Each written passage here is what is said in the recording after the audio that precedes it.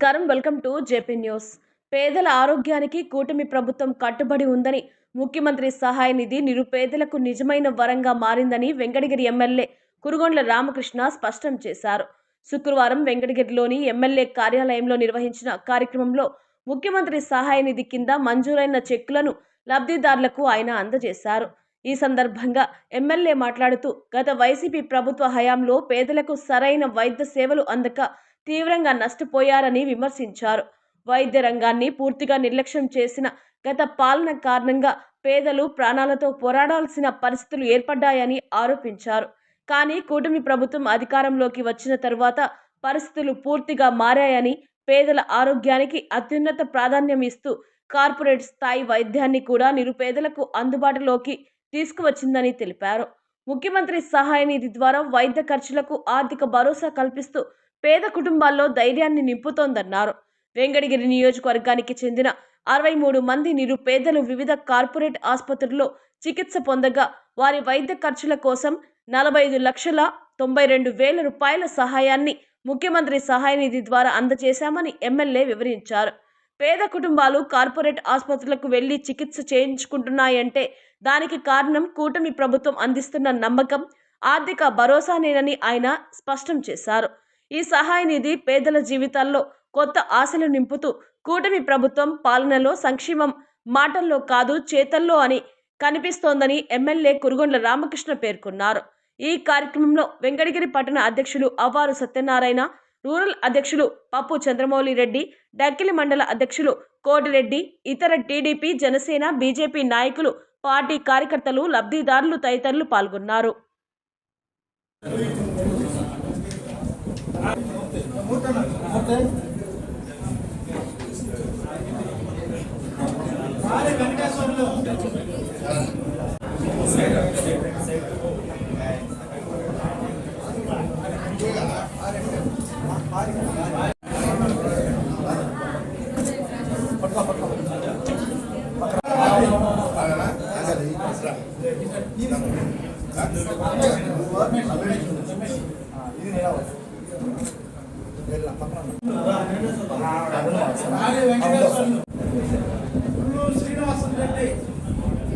వచ్చే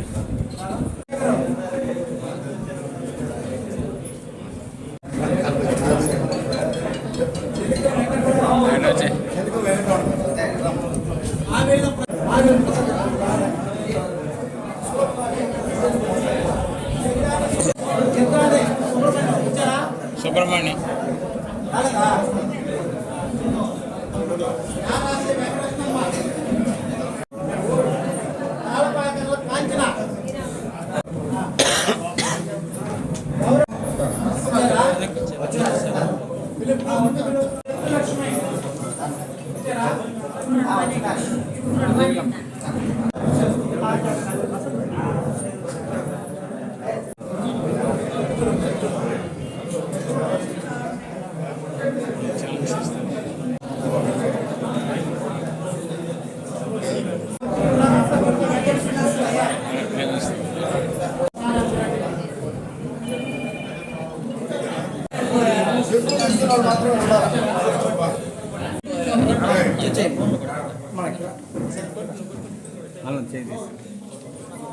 గత ప్రభుత్వంలో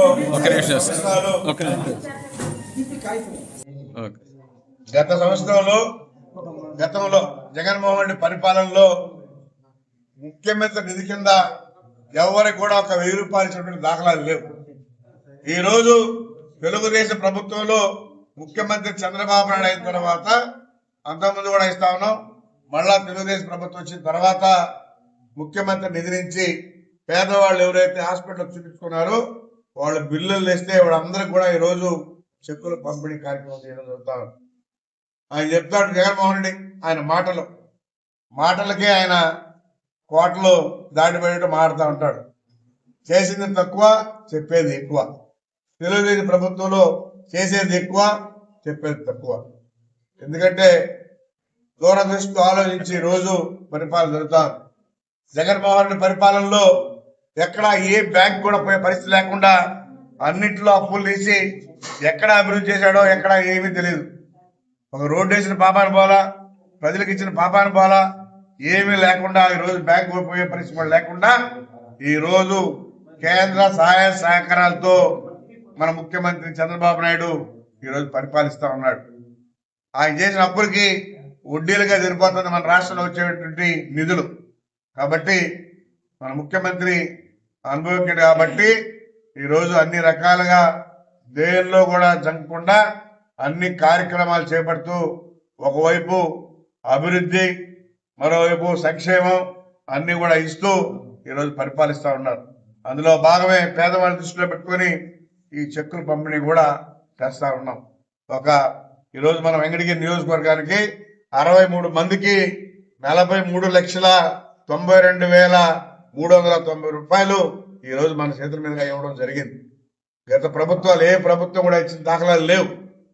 కాబట్టి మళ్ళా కూడా మన ముఖ్యమంత్రి చంద్రబాబు నాయుడు ముఖ్యమంత్రి అవ్వాలి. తెలుగుదేశం ప్రభుత్వం ఎప్పుడు కూడా ఉండాలి.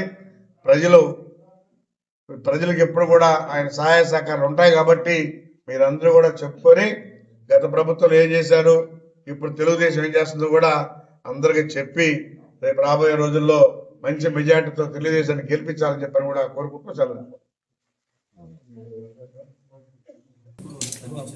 ఇప్పుడు జగన్మోహన్ రెడ్డి పరిపాలనలో కరెంట్ ఛార్జీలు పెంచున్నాడు.